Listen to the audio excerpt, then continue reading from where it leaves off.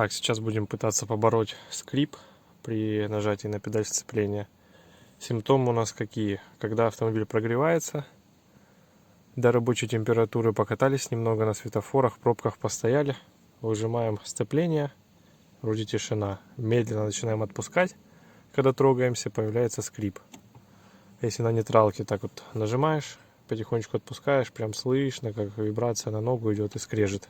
Открываешь дверь, слышно, что вибрация идет из-под капота. Вот, сейчас на примере старого покажу, старого выжимного цилиндра сцепления, что у нас там за конструкция. Причины скрипа при нажатии на педаль сцепления есть различного характера, но вот одна из них — это скрип внутри рабочего цилиндра сцепления.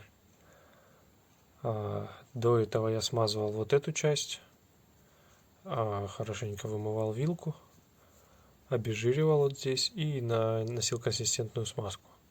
Но это ничего не дало. Потом я заметил, что скрип появляется, когда автомобиль прогревается. Вот и одна из версий, что при прогреве нагревается корпус рабочего цилиндра, и все это дело начинает работать уже немного с другими характеристиками. Если там недостаточно смазки, то появляется скрип. Сейчас я разберу старый цилиндр, который у меня валялся, и посмотрю, что там у нас может скрипеть. Вот и вся конструкция нашего цилиндра. Отгибаем 3 язычка. Достаточно один отогнуть, толкнуть чуть вперед, оттолкнуть второй, и выходит вся конструкция. Внутри стоит такая длинная пружина.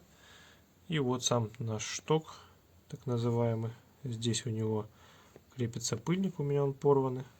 Вот они, вот эти язычки, которые я отжимал. Тут у нас стоит резиночка. В принципе, все. Ну, резиночка уплотнительная, но вот этой частью пластиковой, я не знаю, задевает он сам корпус внутри или нет. Сейчас мы добавим туда смазку. Смазку буду использовать силикот старопластом. Вот. Не могу сказать точно, поможет она или нет, нужна именно такая смазка или какая-либо другая. Как бы методом проб и ошибок, так сказать. Ну, думаю, это как пластик. Попробую использовать силиконовый. Плюс тут производитель нам обещает. Ну да, нормально. Отлично, колпачок держится.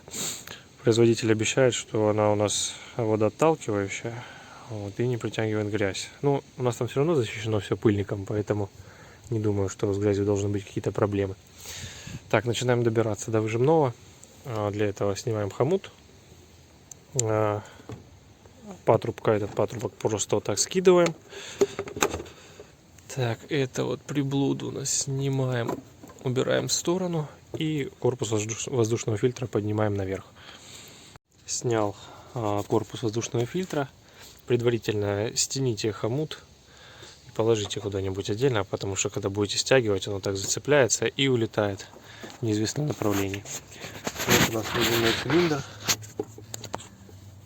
находится здесь. У вас крепеж может быть другой, у меня уже заменен на обычные болты, потому что родной крепеж меня подбешивает. Снял рабочий цилиндр с его креплений. Трубку, разумеется, не снимал, просто прокрутил вокруг своей оси, чтобы в вертикальном положении он оказался. Высвободил пыльник.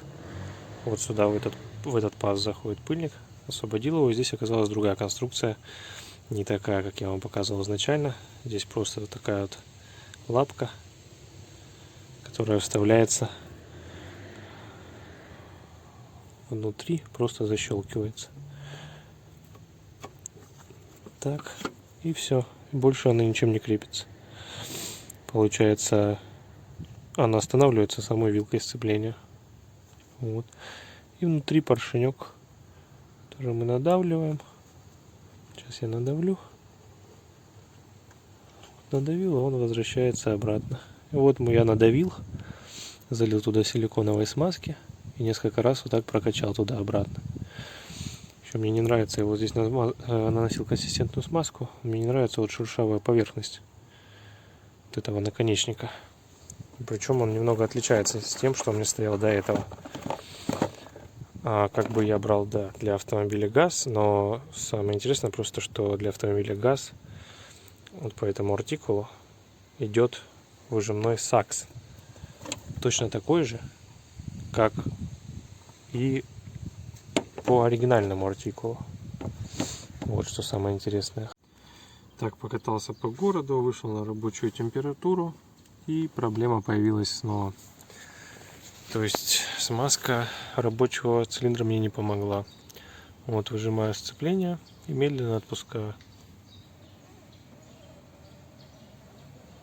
Чтобы было лучше слышно, опущу телефон.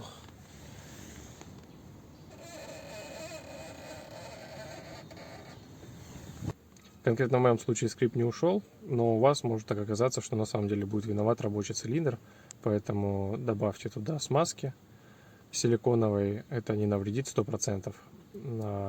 Хоть и скрип не ушел, но могу отметить, что педаль стала выжиматься лучше, и переключить передачи и трогаться с места стало намного приятней. Даже после замены сцепления у меня осталась небольшая вибрация при старте, то есть до замены она была прям жесткая, машину колбасила, да, и я принял решение, что пора поменять сцепу.